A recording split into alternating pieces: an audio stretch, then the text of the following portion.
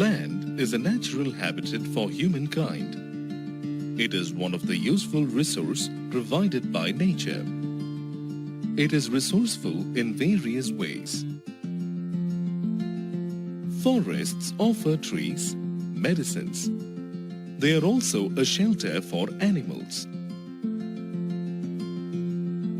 Farms are where man grows his own food. They are usually found in villages. Man uses land to build various kinds of houses like huts, tenements, buildings, bungalows, and more. Offices are mainly found in towns and cities. Here, man carries out business dealings and transactions. This is Newfound Island. It has a population of just 200 people and is full of forests. There was a port built here some time ago, and now there are a lot of new people. Tourists have begun to come to this island. Let's see how this has changed the village. The fame of this island spreads far and wide, and people came to visit the island and settle here for livelihood. The island developed further. Then, as the population started increasing and island's development demand increased, they built an airport on the island. But look beyond.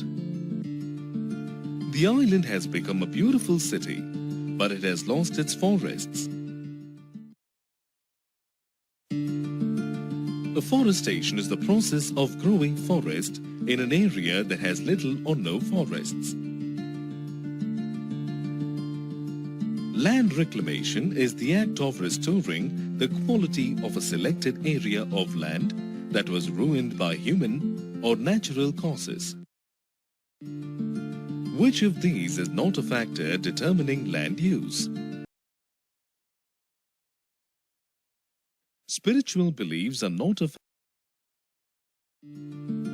Which of these is not a reason for land degradation?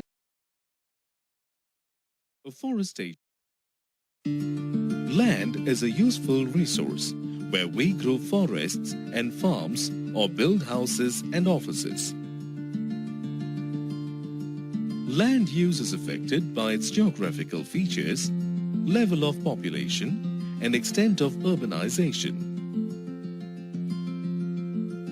Afforestation and land reclamation are two means to conserve land.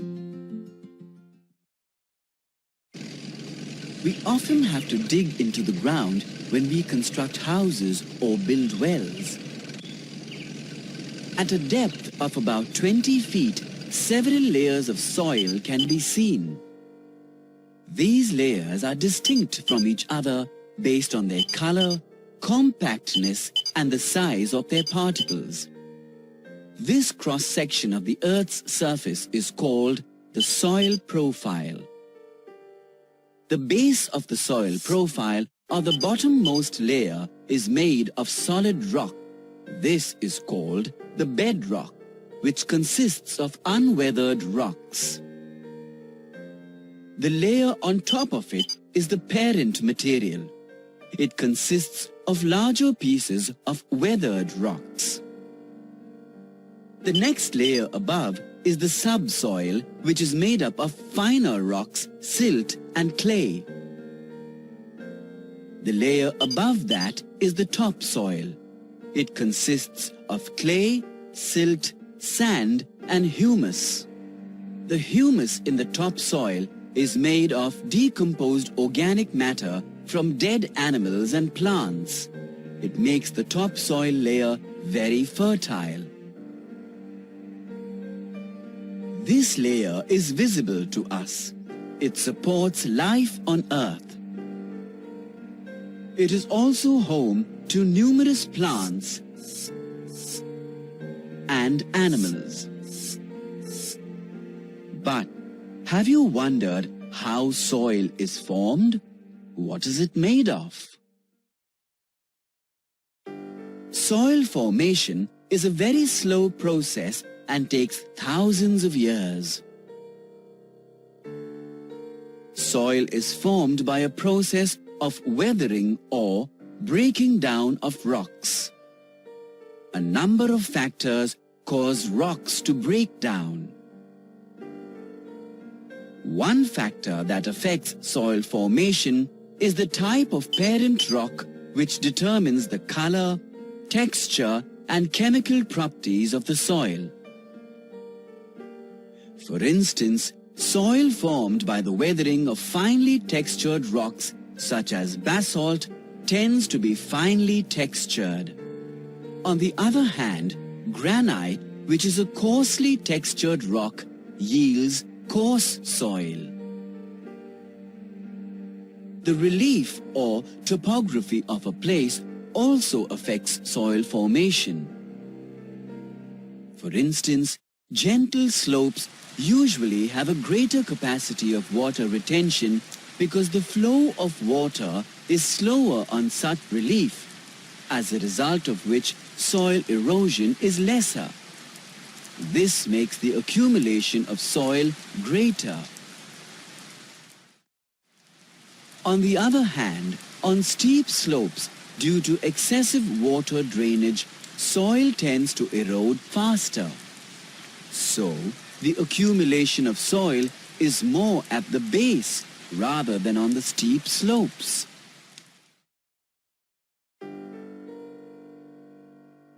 Climatic factors such as rainwater, wind, and alternate action of heat and cold also contribute to soil formation, as they play an important role in breaking down the parent rock.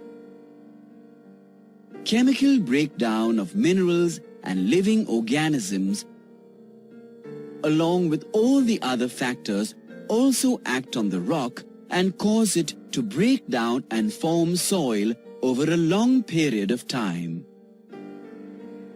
Let us see how this process of weathering or breaking down of rock takes place. Over thousands of years, a large rock on the Earth's surface undergoes the actions of wind, rain,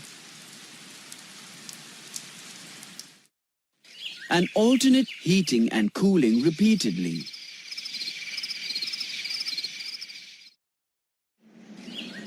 These actions make the rock break down over a period of time. After repeated actions of weathering, these smaller rocks further break down to form sand and then fine soil that gets deposited on flatter plains. Plants and animals that live on the surface of the earth die over time and their remains decay. These remains mix with the soil and add to its fertility. So, the soil which you see has undergone a long journey of thousands of years to transform from rock to soil. Soil erosion, or the wearing away of soil by wind, water, and human activity, poses a serious problem, as soil is important for plant growth and agriculture. The prevention of soil erosion using different methods and techniques is referred to as soil conservation. In hilly areas, soil can be conserved through terrace farming. The shape of steep slopes is altered and flat bench-like steps are created to prevent soil from being washed out. In contour plowing, the rows are made along the natural shape of the slope or along the contour line. Here, the slope is not flattened into benches as it is in terrace farming, but is left unaltered. Shelter belts, also known as windbreaks, are rows of trees or plants planted perpendicular to the direction of the wind to check wind erosion. Strip farming is the cultivation of different crops in alternate strips, especially in regions that have steep slopes or when the slopes are too long. Strips of different crops act as natural dams. A certain layer of crops absorb the minerals and water more easily and as a result prevent water from washing off the soil on slopes. It also helps to check wind erosion. Swiftly flowing rivers lead to flooding and soil erosion. Hence, dams and check dams are built across rivers and streams, especially in the upper course, to regulate their flow and help prevent soil erosion. Running water creates deep channels or ditches known as gullies. Soil is eroded as it gets washed away by the flowing water. Gullies can be plugged with stones or logs. This reduces the force of the water and helps conserve the soil. One of the most important ways to prevent soil erosion is to plant trees, especially in areas where forests have been felled. The roots of trees hold the soil together and prevent it from getting washed away by rains.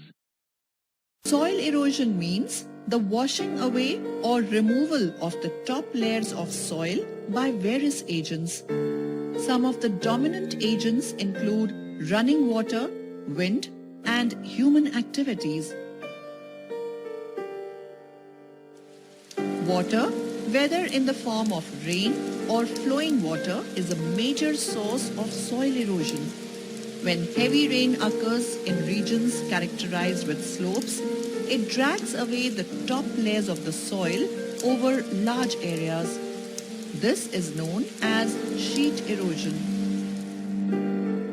Sometimes rainwater carves deep paths, eroding large amounts of soil, making deep and narrow furrows along the way. This is called gully erosion. Such gullies make the land unfit for cultivation and result in the formation of bad lands. Example of this form of erosion can be seen in the Chambal Valley of Madhya Pradesh in India. Wind also contributes to soil erosion. This can be seen in areas that have scant vegetation. When strong winds blow, they carry away the soil particles from the surface.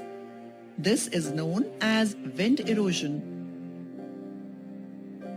Human activities like deforestation, overgrazing by animals, and bad farming practices are also responsible for erosion.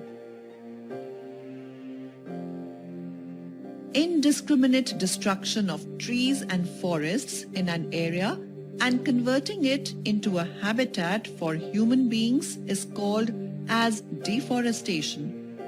Once trees are cut, its roots too are removed.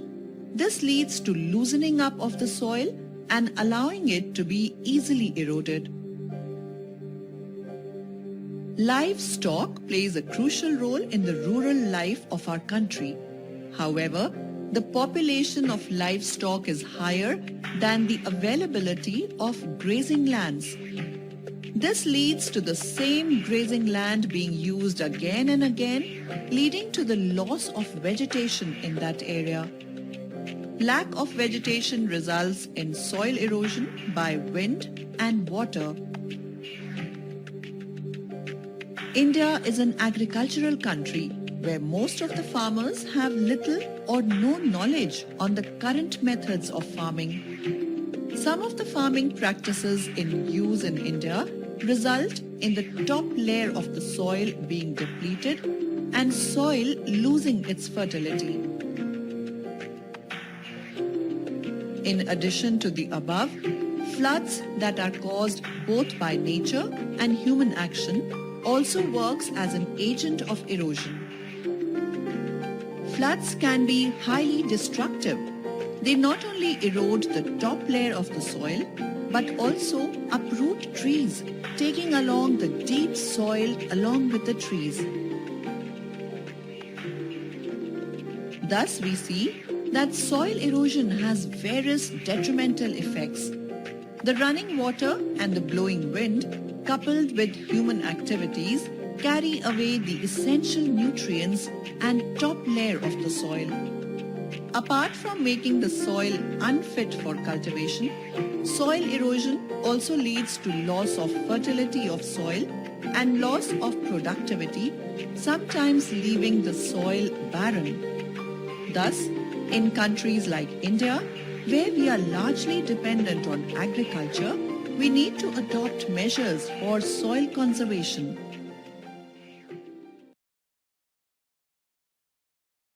When the soil is protected against erosion, it is known as soil conservation.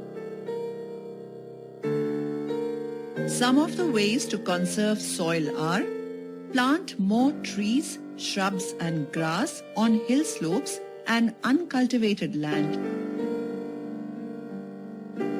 Ensure there is controlled grazing of cattle. Use proper farming methods such as the leveling of fields, terracing of hill slopes or step cultivation, construction of mud walls or bunds, and plowing fields in circles, and finally, construct dams across water bodies that cause flooding. Thus you can see that there are several measures by which we can conserve soil. Which of the following human activities can result in soil erosion? Human activities. Sheet erosion occurs when sheet erosion. Let us do a quick recap of the important points learnt in this session.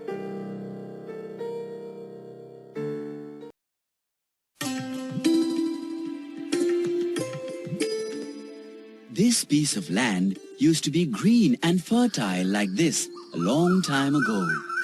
But over a period of time, because of erosion, the soil has lost its fertility and it stands barren and unused. It is estimated that about 45% of the geographical area of India is affected by one or the other type of soil erosion. The main agents that cause soil erosion are wind, water, or human activities. Let's look at how these agents cause soil erosion and their effects. Water, whether in the form of rainfall or flowing water, is a major agent of soil erosion. Let's first see the types of soil erosion caused largely by rainfall, such as sheet, rill, gully, and slip erosion, as well as leaching. A topography characterized by steep slopes is prone to soil erosion, especially when heavy rain falls on such a landscape. The rainwater easily drags away the soil as it runs down the slope. When water runs down a slope, it removes a layer of soil from the surface and carries it away. This is called sheet erosion. When water erodes a surface with force, it leads to the formation of finger-like patterns in the soil. Usually, this happens when water flows in the form of little streamlets on a slightly sloping land. This type of erosion is called rill erosion. Sometimes, due to heavy rainfall, water carves deep and definite paths in the soil. In the process, it removes large quantities of soil and washes away essential nutrients.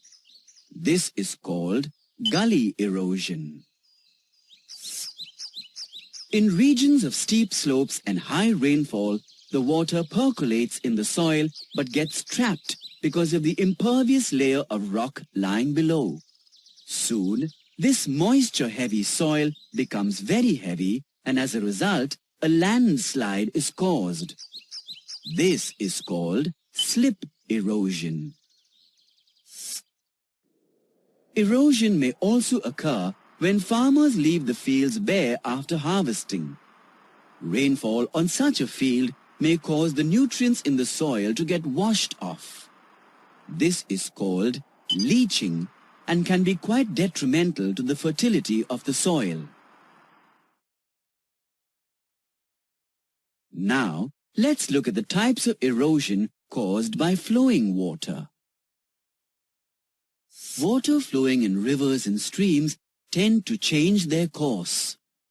When they do so, they cut into their banks. This is called stream bank erosion. The wave action of the sea also causes erosion. When the waves dash against the sea coast, they break down the rocks. Subsequent waves then carry back soil and rocky material from the shore. This is called shore erosion. Wind also contributes to soil erosion. When high-velocity wind carries away soil particles from regions devoid of vegetation, it leads to wind erosion. As the wind blows, the soil particles that are larger than 0.5 millimeters simply get rolled forward. Such a movement is known as soil creep.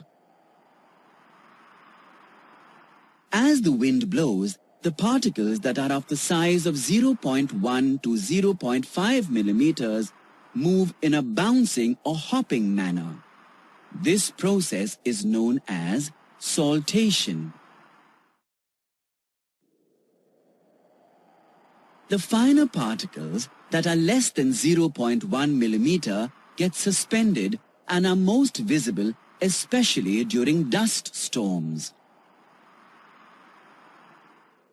In this process, the soil becomes unproductive as the wind carries away most of the nutrients of the topsoil that are needed by plants to grow well. Human activities such as deforestation, overgrazing, and bad farming techniques contribute to soil erosion. Besides this, the increasing population puts a lot of pressure on land that is needed for housing, cultivation, and other human activities.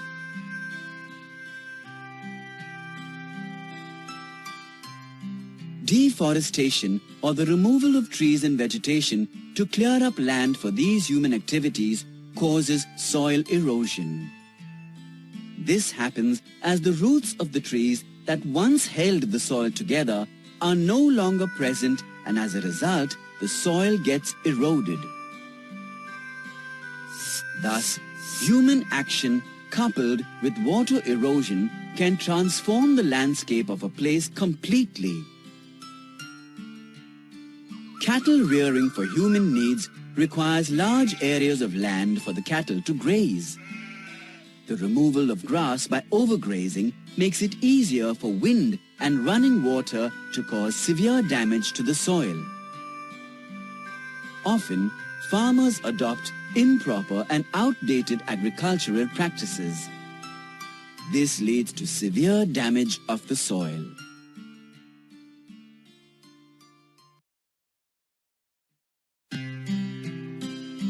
Soil erosion has various detrimental effects. The most significant result of soil erosion is that the flowing water and blowing wind carry away the essential nutrients of the topsoil. This, in turn, reduces the soil fertility and its productivity, making the land barren. The creation of rills and gullies further degrades the quality of land making it unusable for agriculture. Soil that is already loose due to erosion tends to erode even more quickly. This causes further damage as occurrences of landslides or subsidence can happen especially in hilly areas.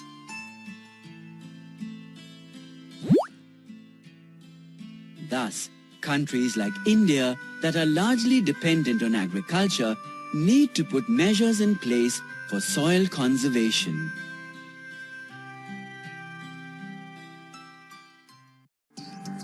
Here's a flow chart to help you recapitulate the causes and types of soil erosion in India and its effect.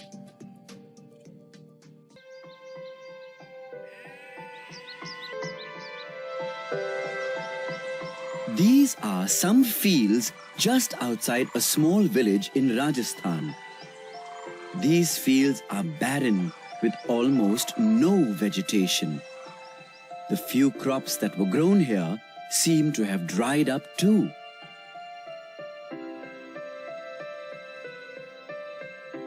Every morning, one of the most important chores of the women of this village in Rajasthan is to get water for their household. For this, they have to walk many kilometers each day. They depend on this faraway well to get their daily supply of water. It may be heavy work, but there's no other option.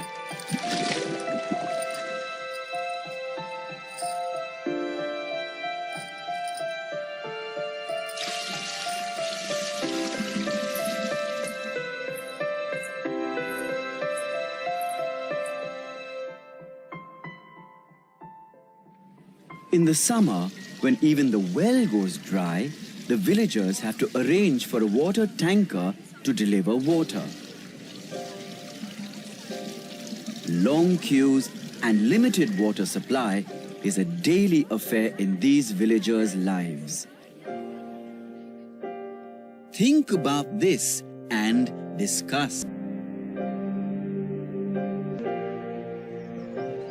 One of the most important reasons for the scarcity of water in the village is, of course, the climate of the area. Annual rainfall in Rajasthan is low, causing drought-like conditions.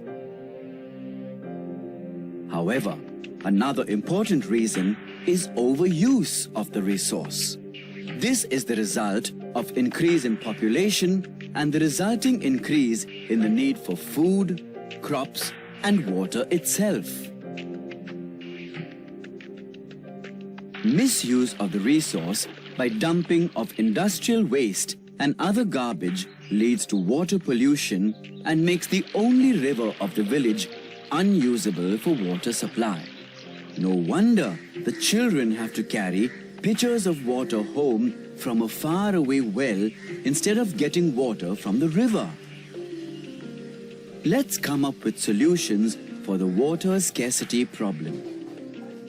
To overcome the issue of low rainfall, rainwater harvesting can be done. This means that rainwater should be collected in tanks and reservoirs and used when needed. Next, the vegetation cover on the surface should be increased by planting more trees and by not cutting existing trees. This slows down water runoff and increases the water table level by allowing water to seep into the ground slowly. Treating the contaminated water and building dams and canals to channelize the use of water for irrigation would also help in decreasing water scarcity. Wastage of water can also be decreased by using sprinklers in watering fields and plants.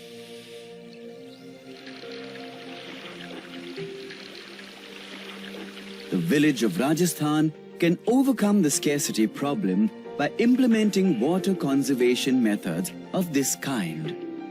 Although water is a renewable resource, Its careful use and conservation is important to avoid its scarcity.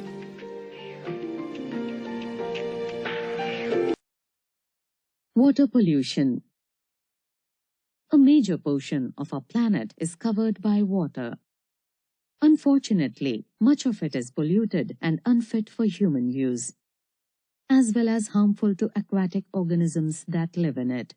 The contamination of water bodies such as lakes, streams, rivers, seas, and oceans by toxic and harmful substances is referred to as water pollution.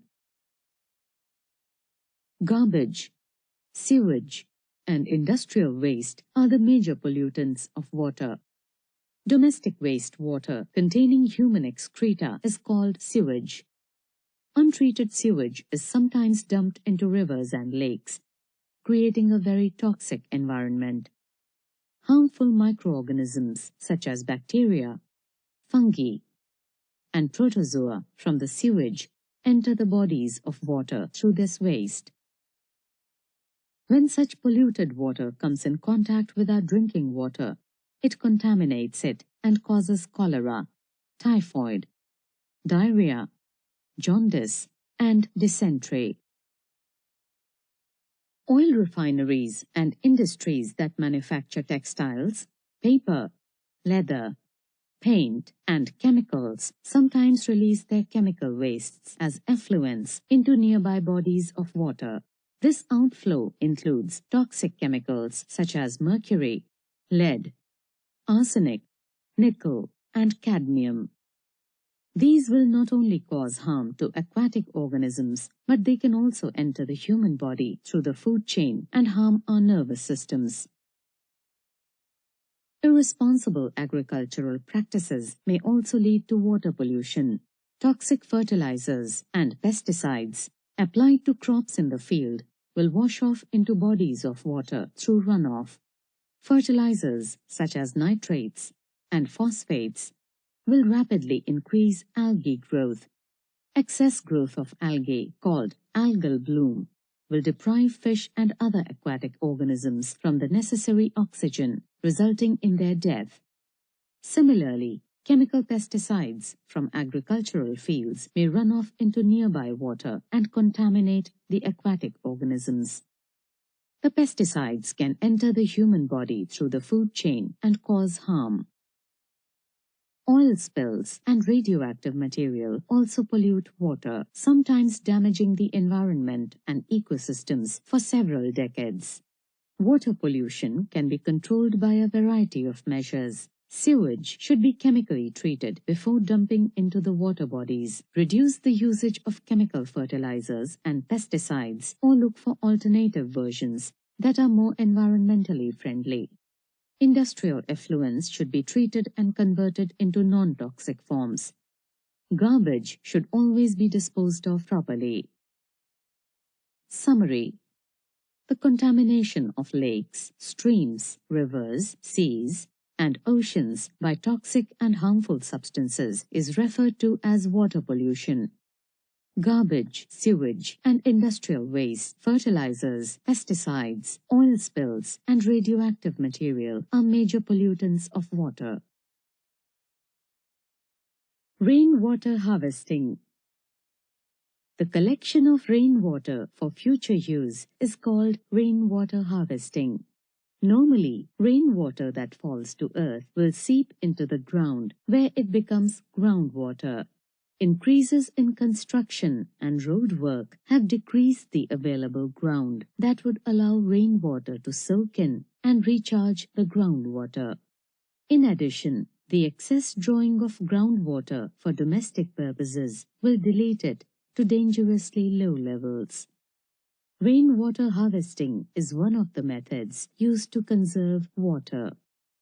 In some areas of India, check dams or earthen embankments around the fields are built to collect rainwater and allow it to percolate into the ground as a way of recharging groundwater. However, the most widely used modern method is the rooftop or terrace rainwater harvesting, With this method, rainwater that collects on the rooftop is directed through pipes into large underground storage tanks. Once filtered, this stored water can be used. A similar method is through the use of percolation pits. The rooftop water is directed into percolation pits dug into the ground. The pits are filled with a bottom layer of brick pieces, a middle layer of gravel, and a top layer of coarse sand.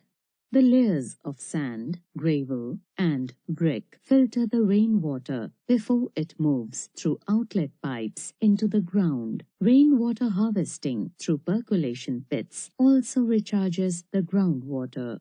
Summary: the collection of rainwater for future use is called rainwater harvesting. Rooftop or terrace rainwater harvesting is used to store water for domestic use or to recharge groundwater.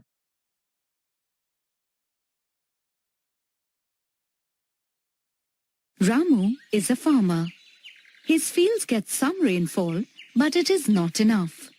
He has to irrigate his fields all through the year.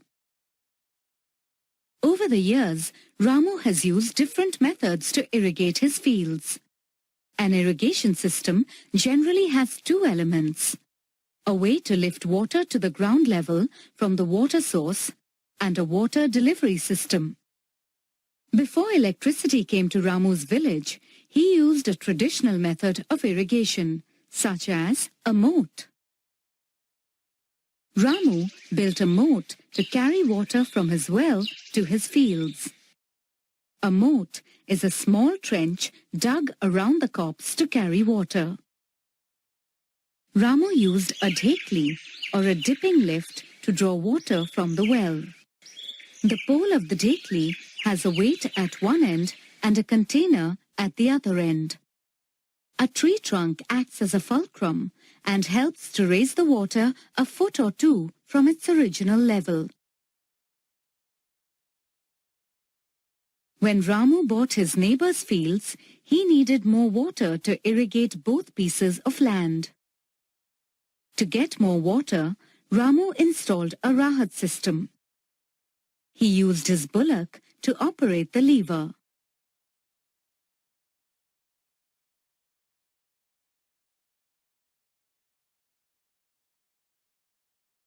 Some time later, an irrigation canal was built near Ramu's village. In the same year, electricity came to the village. Both these factors made it possible for Ramu to switch to an easier way of drawing water for irrigation. He started using an electric chain pump to draw water from the canal for his fields. After a few years, Ramu decided to invest in a newer irrigation system for some of his fields. He set up a sprinkler system so that irrigation of large areas of land with different crops was possible. This system helps him irrigate the fields where the soil is sandy and water is scarce. It also helps him to irrigate uneven land. He can also adapt the system to different soils and crops by changing the discharge capacity of the sprinkler. Ramu has a small fruit garden which he irrigates using a drip system. A drip system carries water through a network of main pipelines and connecting pipelines. At regular intervals, there are tiny outlets for the water.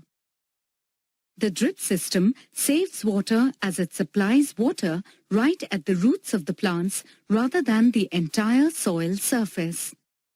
Thus, this technique is ideal for arid or semi-arid regions and dry seasons. Modern methods of irrigation have made things easier for Ramu. He has been able to choose the irrigation methods that are best suited for the prevailing local conditions. He can now irrigate his fields throughout the year.